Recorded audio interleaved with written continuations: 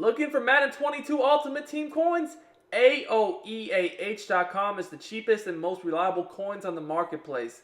Click the link in the description and use coupon code SPORTS for 3% off your order.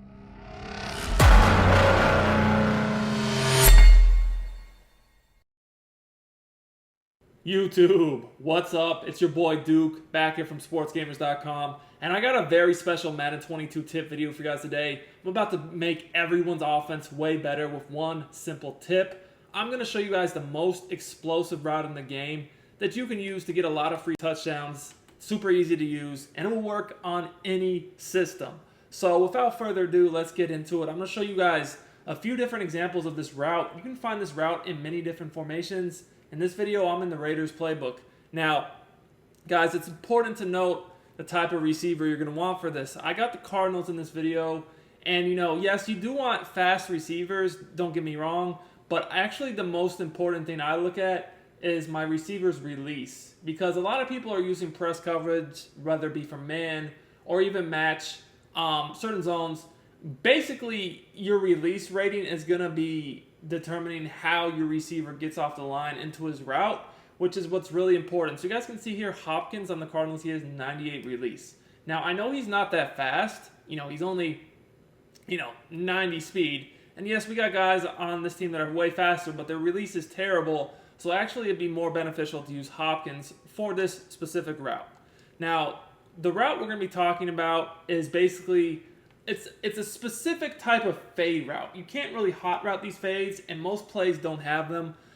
For example, in the Raiders playbook, you can see them in a few different plays. For example, PA counter and go out of the gun tray. Out of the gun bunch, you see them as well with the verticals play. It's basically a fade that breaks a little bit out before breaking up. These routes are basically free touchdowns anytime you get pressed. So let's just take a look at an example of how to utilize this. First, we're going to look at man press, and then we'll get into some zone stuff. So again, make sure you have your ideally best receiver, highest release, highest speed on the outside running this fade. Again, you guys can see that it breaks a little bit out before it breaks up. See, if I hot route it, it's not quite the same. It's just not. This route is just super, super, super, super effective. So let's go ahead and take a look here. This is kind of like what I call old school fade.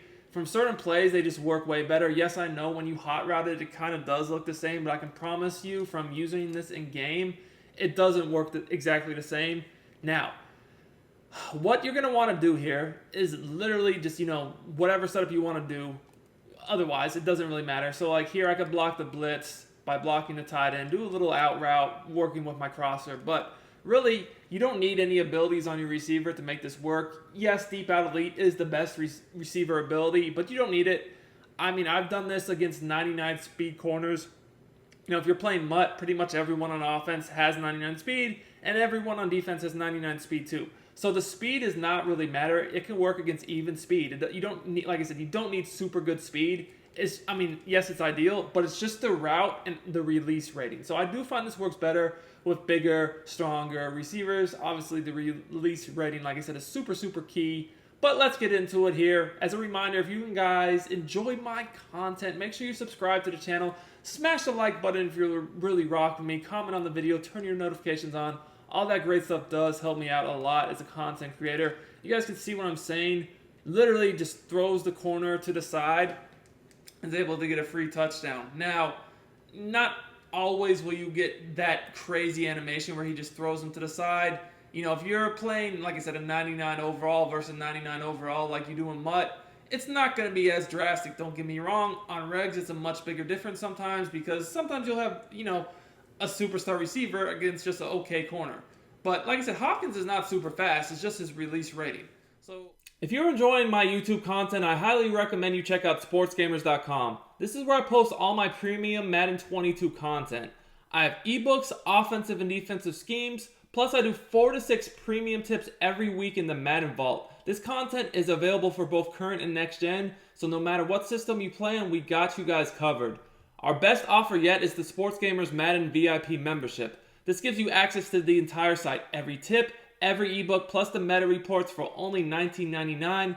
I'll post a link to it in the description and the comments. Make sure to check it out for the best tips and content available at the best price anywhere. So we're going to do it a few more times, and then we're going to show some other examples. We'll go to zone, match. You guys can see again, this time, it's really not that drastic, but all we need is that little split of separation. All right, guys, so I went ahead and subbed in Christian Kirk as the receiver. The reason why I did this is because I wanted you guys to see that, not necessarily is speed the most important thing. Like, yes, speed is good, but he does not have the same release as Hopkins. So while he's faster, as you guys can see here, I'm able to get over the top. He's not going to get that same separation with his release, so it's going to be a little bit more of a contested throw. That's why ideally you have a receiver that has both high speed and release, which again, I know most of you guys play Mutt, so it's fairly easy to do. But really, like I said, the most important thing is actually the release. So you guys can see there that I'd much rather have Hopkins in the game than Kirk, even though Kirk is faster. So we're going to go ahead and sub Hopkins back in. All right, guys, so we're in match coverage here. Cover 4 match is pretty common this year. I went ahead and I took away Hopkins' double me ability because I didn't want that to be active for this video. And you guys are going to see that, again, this route is going to get over the top, and we're going to be able to beat it for a touchdown. Again, it doesn't even look like he has extreme separation, and that's just because he's so slow. But the simple fact that we beat him off the line, that's really all we needed, and this fade is going to get over the top pretty much every single time. Now, you can find this same route, like I said, it's in a lot of different plays. You can pretty much see it at the play art. Look, how that fade, again, if you pay attention on verticals, goes out and then up. That's really what we're looking for. So, again, like I said, you can find it, for example, in the PA counter go. This is another very, very popular play. And ideally, you do want this to be used on plays where it's literally like you're not just using the fade, but also you have other good routes like the crossing route.